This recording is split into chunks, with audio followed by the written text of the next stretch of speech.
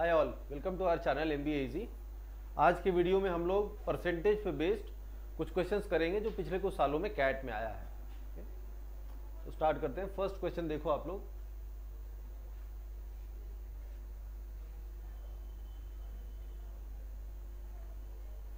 देखो क्या कहता है। In an election there were 4 candidates. Okay, so एक इलेक्शन में 4 कैंडिडेट हैं।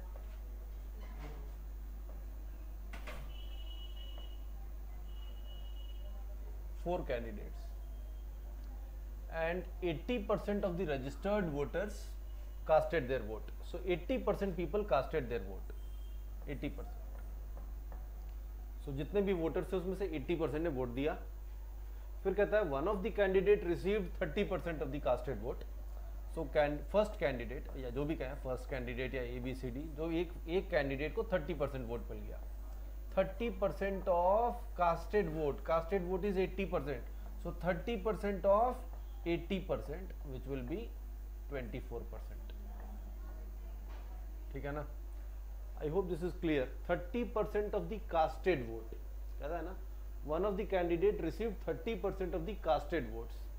तो 30% of the casted vote होगा तो 30% of 80%.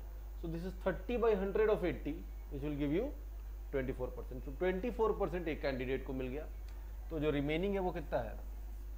रिमेनिंग वोट्स जो बचे हुए हैं, जो बाकी 3 कैंडिडेट्स को मिलेगा, that will be 80% minus 24%, which is 56%। कितना हो गया? 56%। सो रिमेनिंग है 56%। इसके बाद क्या कहता है?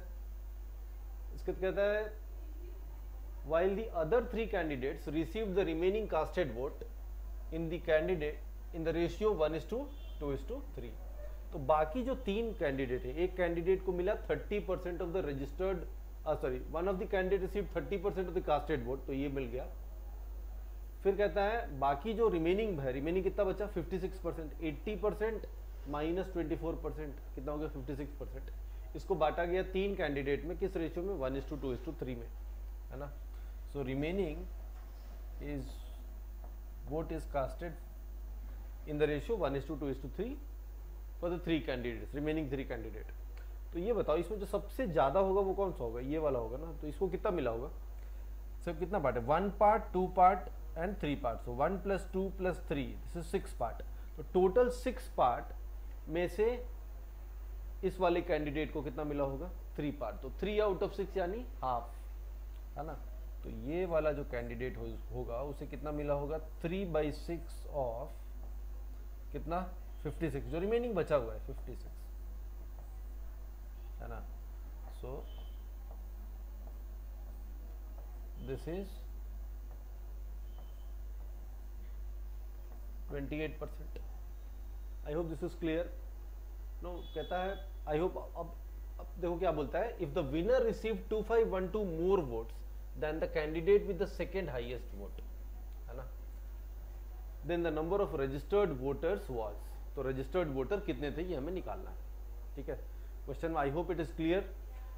टोटल मान लो 100% वोटर रजिस्टर्ड है, उसमें से 80% लोग ने वोट कास्ट किया है, लिखता है ना। 80% of the registered voter casted their vote. So 80% is the casted vote.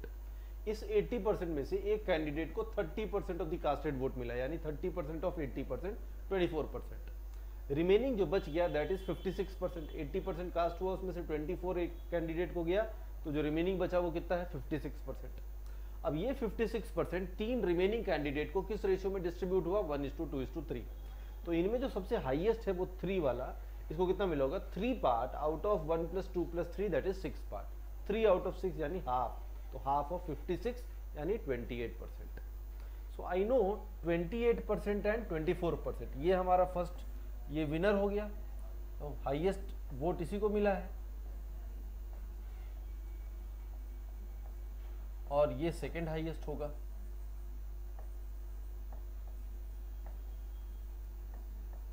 Second highest होगा, और इन दोनों का डिफरेंस दे रखा है।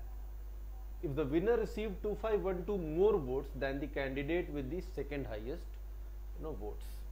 सो आई नो ये जो डिफरेंस है 28 और 24 का, ये कितना आ जाएगा? 4%, है ना. So 4% is given. होता है नहीं. The winner received 2512 more votes than the candidate with the second highest vote. Winner को 28% मिला है, सेकेंड हाईएस्ट कितना है 24%. ये दोनों को काम कम ही होगा. 2 and 1 will be less. So ये दोनों कैंडिडेट का हटा, तो ये मालूम है ये सेकेंड हाईएस्ट है और ये हाईएस्ट है. इन दोनों का डिफरेंस दे रखा है कितना 2512 है. तो बोलते हैं नंबर ऑफ रजिस्टर्ड वोटर्स कितने थे, रजिस्टर्ड वोटर का number voter. So 4% is 2512. So 100% registered voter total कितने हैं 100%. 100% विल बी 4 इंटू 25 इज 100. सो इसको 25 से मल्टीप्लाई कर दो. 2512 इंटू 25 है ना. सो कितना आ जाएगा 25 टू जा 50 कैरी 5, 25 1 जा 25 प्लस 5 30 कैरी 3 एंड 25 5 जा 125 प्लस 3 128 कैरी 12, 25 टू जा 50 प्लस 12 62. तो 62800. So my answer is 62800. So this is your answer. This was asked in CAT 22, most recent CAT in slot 2. So not a very difficult question, a routine question in percentage. Very routine question. चलो आगे देखते हैं.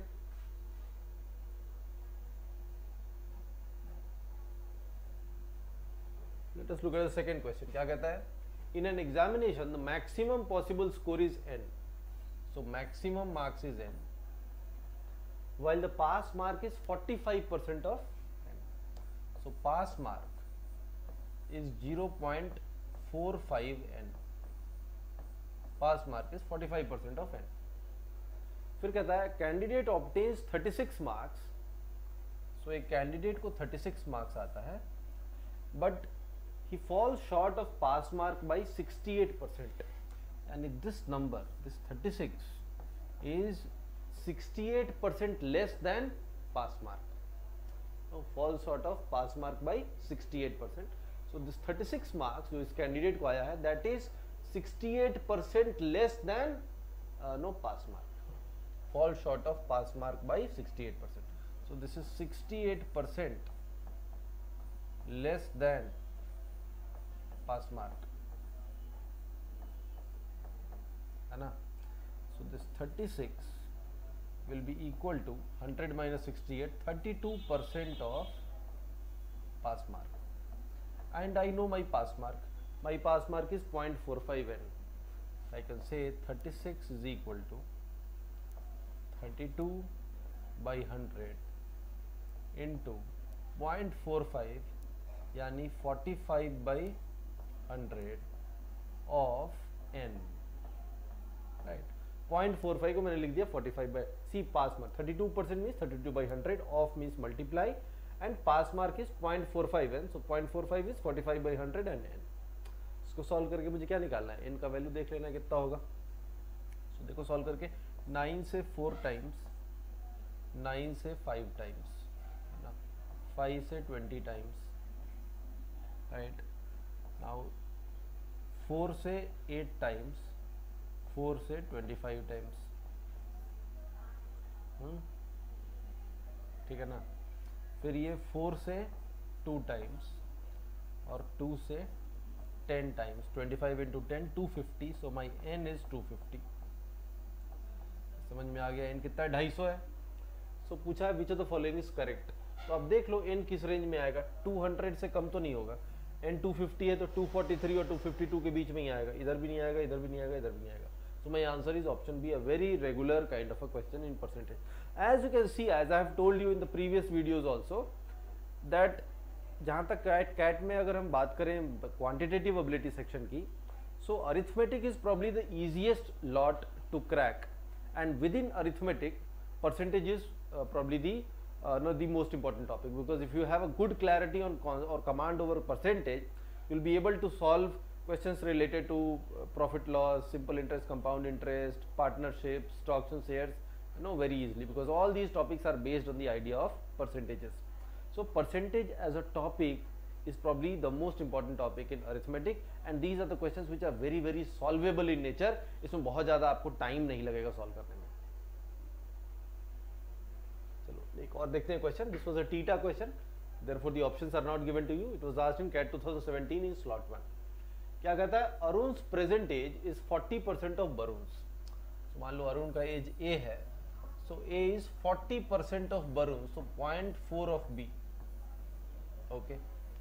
फिर कहता है in another few years Arun's age will be half of Barun's.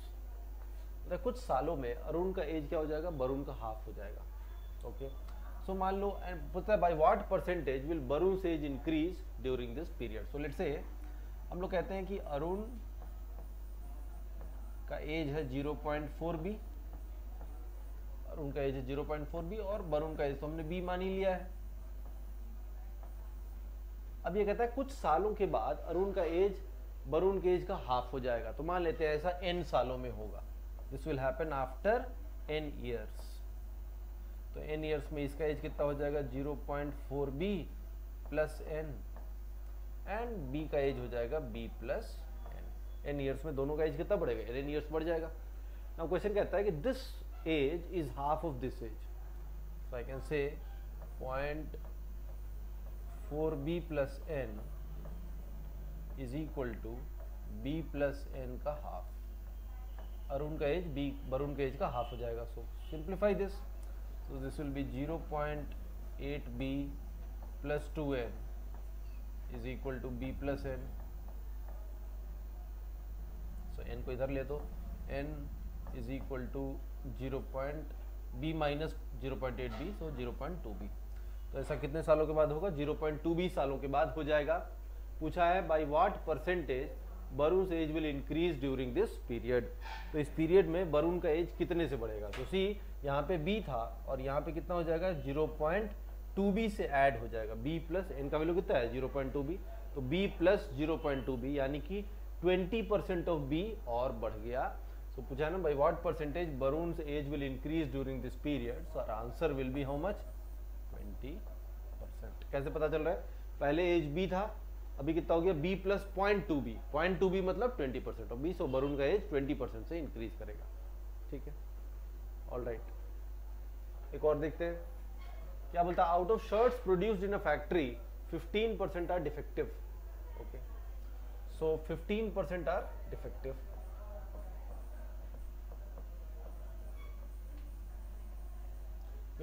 Defective है तो जो सही है वो कितना है? 85%. 85% are still intact, correct, while 20% of the rest are sold in the domestic market. तो इसका 20% डोमेस्टिक मार्केट में जाता है. सो डोमेस्टिक मार्केट में 20% यानी 1/5, तो कितना चला जाएगा? 17%. तो जो रिमेनिंग है 20% हो गया, तो इसका 80% कितना हो जाएगा? 68. ऐसे 85 माइनस 17, रिमेनिंग कितना बचेगा? 68. सो डोमेस्टिक मार्क 15% इफेक्टिव, 85 बचा. 85 में से 20% यानी 1/5 ऑफ दिस यानी 17% गया डोमेस्टिक मार्केट में. तो रिमेनिंग कितना बचा? 68. 85 माइनस 17 कितना हो गया? 68. फिर कहता है the remaining 8840 shirts are left for export. So this 68% of the shirts is basically 8840. ऐसा है. तो पूछता है the number of shirts produced in the factories. कितने प्रोड्यूस होते हैं? 100%. तो 100% निकाल लो. So 100% will be 8840 divided by 68 into 100. ठीक है, 17 से 4 टाइम्स, 17 से जाओ इसको देखो. 17 5 जा 85, 3 4 2 टाइम्स 0. 4 से चला जाएगा कितनी बार? 130 times. So 130 into 100, 13000. So 13,000. So your answer is option B, 13,000. ठीक है, चलो. बहुत ही सिंपल क्वेश्चन है. कैट में भी बहुत मुश्किल क्वेश्चन नहीं आता है. परसेंटेज बहुत इजी टॉपिक है, इसे आसानी से आप क्वेश्चंस कर सकते हैं. लास्ट क्वेश्चन देखते हैं आज. In a village the production of grain increased by 40%. So grain, तो मान लो कि लास्ट ईयर कुछ था और करंट ईयर कुछ है, तो ग्रेन का प्रोडक्शन 40% से बढ़ता है. तो मान लो ग्रेन पहले प्रोड्यूस होता था X, अभी 40% बढ़ गया तो ये कितना हो गया 1.4x, कितना हो गया 1.4x। And the per capita food grain increased bye 27%। Per capita कैसे होता है, total grain by total population, है ना। जैसे मान लो कि अगर 1000 टन प्रोड्यूस हो रहा है और 1000 लोग हैं तो पर कैपिटा कितना हुआ 1 टन। सो 1 से 1.4x हुआ, 40% इंक्रीज हुआ। और per capita food grain increase by 27%। तो पर कैपिटा कैसे निकलेगा, अगर हम पॉपुलेशन मानेंगे, ये ग्रेन का प्रोडक्शन था last year current year, population assume कर लो y, अगर ये पॉपुलेशन y था तो यहां बढ़ के कुछ y1 हो गया होगा, y से y1 हो गया होगा। तो per capita food grain, per capita grain production कितना हो जाएगा, total grain by total population. तो यहाँ कितना हो जाएगा x बाई वाई, और ये कितना हो जाएगा 1.4x बाई y1, है ना। और यहाँ से यहाँ में क्वेश्चन में इंक्रीज बताया हुआ है, कितना परसेंट बढ़ता है 27%। So this per capita food grain production has increased by 27%। तो पूछता है find the percentage by which population of the village increase, मतलब ये जो पॉपुलेशन है y से y1 हुआ तो कितने परसेंट इंक्रीज किया है। ओके, सो देखो क्या कहता है, x बाई वाई से 27% ज्यादा है this number. So I can से 1.4x upon y1 is equal to 1.27 times, 27% है, 1.27 times x by y, and you solve this।